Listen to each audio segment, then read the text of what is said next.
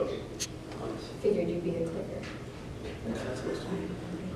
Just look like you're gonna be active. Okay.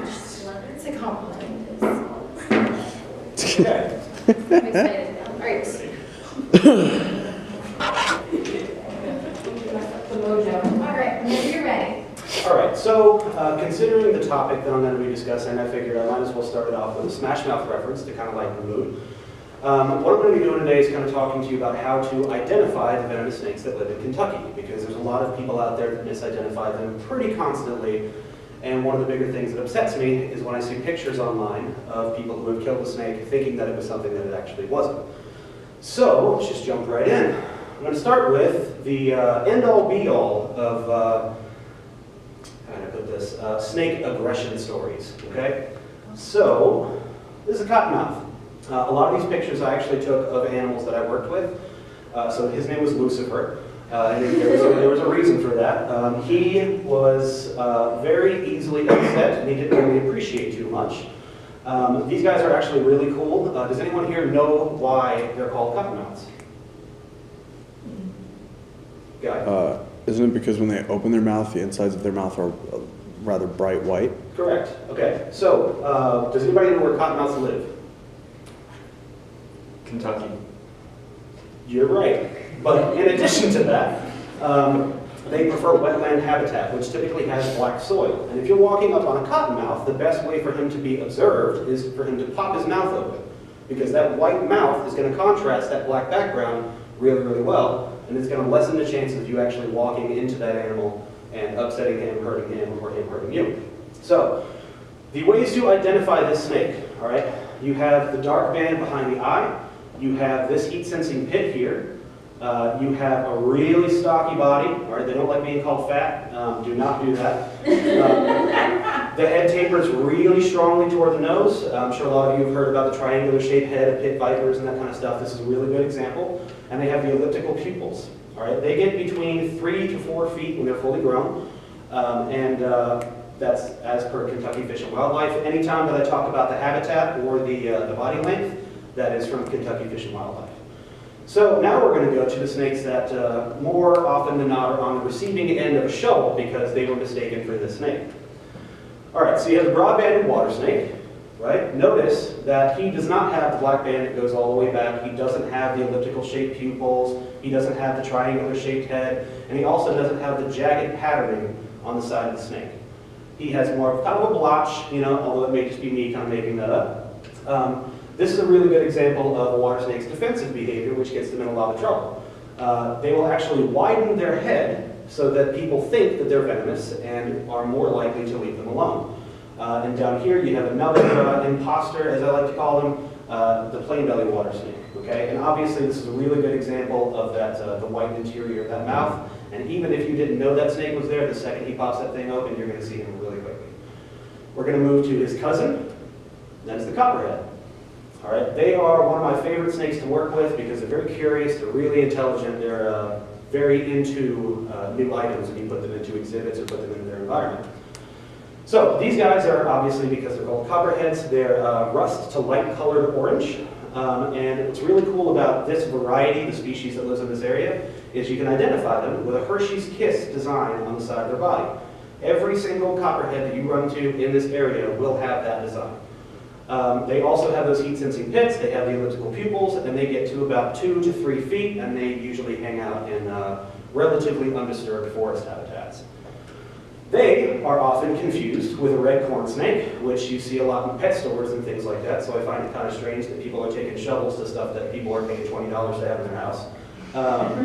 You have the prairie king snake, and that's kind of more understandable because you've got the copper color, and if you see that thing moving, you're going to have that gut reaction. And then down here, you actually have a juvenile cottonmouth. All right, so they actually start out very similar in color to a copperhead.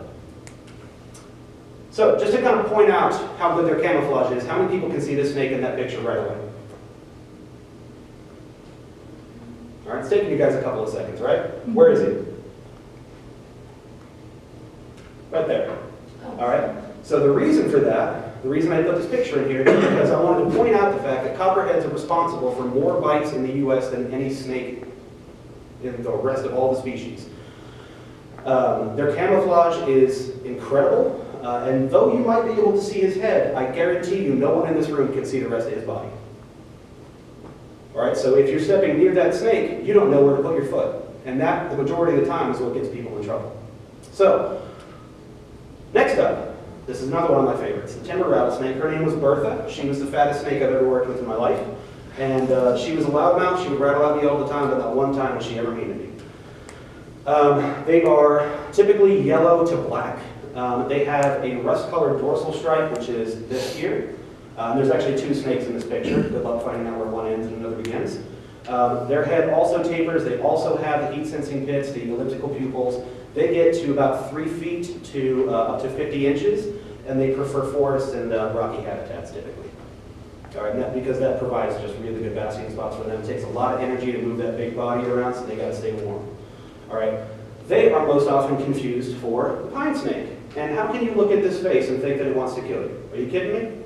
It's got a puppy dog face. All right, so they get about to the same size as a timber rattlesnake, but they are nowhere near the level of danger that those guys are. This guy just kind of feels like a cat scratch a good bit, speaking from experience. The pygmy rattlesnake is a really good example of what happens when an animal has Napoleon syndrome. Okay, so they're really small and they feel the need to overcompensate. They're called a rattlesnake because they have this rattle, this tiny little thing right here. And if you've ever heard a rattlesnake in the wild, it's very loud. You can hear it from about 10, 15, maybe even 20 feet away, just shh. This guy sounds more like a cricket who's depressed. So you can't really hear him unless you're right on top of him, and by that point it's too late. The good news for you guys and the bad news for him is that the species is very rare, all right, because a lot of people have actually gone out of their way to kill these guys. We actually, because they're so rare, we don't even know where they like to hang out. There's only one population, and it's out by Murray in the land between the lakes, and those guys haven't been seen in, I think, 30 years. So they have great coloration. They have this black band behind the eye. It's a really good way of telling what they are. They have black spots covering the length of the body. They, again, have that orange dorsal stripe. Again, like every other pit viper, their head tapers really strongly. They have heat-sensing pits, which you'll, I think, see better here in a minute. Elliptical pupils. And basically, I've said it a bunch of times, it just means that their eyes look just like a cat's eyes. Maximum length of 18 inches, so they're called pygmy rattlesnakes because they only ever get to about that big and about as big around as my finger. The main snake that the majority of people confuse for this guy is a garter snake. All right? A snake that almost every single person in this room has probably run into at one point or another, and yet we're all still here alive. All right? So these guys have roughly the same attitude that these guys do, but these guys don't actually have the weaponry to back it up. They're kind of dumb. They don't really realize what they're doing. So we're going to test your skills. All right? We're going to figure out whether or not you've been paying attention. Okay? I want you to tell me whether that snake is venomous. No. You've just not been paying attention. There's a band. What's that? There's a band. Got a band behind its head. All right? He's got the jagged patterning. All right? And he's got the diamond-shaped head. Does he not have Hershey Kisses on his head? This is a juvenile cottonmouth. He shouldn't. Okay. Come on, guys. They sort of look like it. Is that a venomous snake? No. No, it is not. How can you tell? Has a wide head Does it have a white head? compared to a diamond shape. Slender head, actually. What? That looks wide. Look how slender that head Moving is. on. Is that a venomous snake? That is a copperhead, correct? That is a copperhead. How can you tell? Well, the Hershey Kiss is in the light orange head. There's that Hershey kiss. It's like, And you have the elliptical pupil right there and that pit right there. Is this a venomous snake? Shout it out, people. No. No, thank you. I should bring it back and make you guys do this again. Is this a venomous snake? Terrifyingly, no. Shout it out. No. Okay. Is that a venomous snake? Shout it out. No. No? Yes. Yes. No, it is not. All right, again, the elliptical pupils, he doesn't have that diamond-shaped head, and he doesn't have any of the patterning that we went over. Is that a venomous snake? Yep. How can you tell? The elliptical eye and the patterns on the bottom. Okay. Any questions? Have you ever been bitten by a venomous snake? No, I have not. I've been bitten about 200 times by non-venomous guys, but never by venomous guys. You gotta practice. Go ahead. Why do venomous snakes have the electrical people and regular, non-venomous ones don't? Okay, so with non-venomous guys, they're usually more active toward dusk, and the wider pupil allows them to function better at night. And with the elliptical pupils like that, it's a lot easier to really zone in on a prey item, because once they use their venom, it takes them about 3 days to get it back. So if they were to just be biting everything randomly and just pumping venom all over the place, they'd run out and just be a fat sausage waiting to take that. Anybody else? Come on. All right. All right. Well, that's all right. Do you have any statistics about, just to really, because in my neighborhood, they love killing any snake.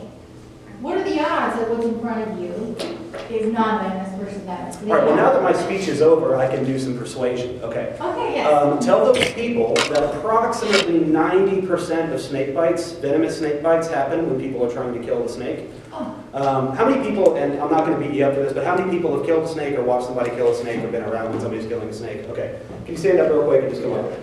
Okay. What they kill him with? Sure. What? What they kill him with? Shovel.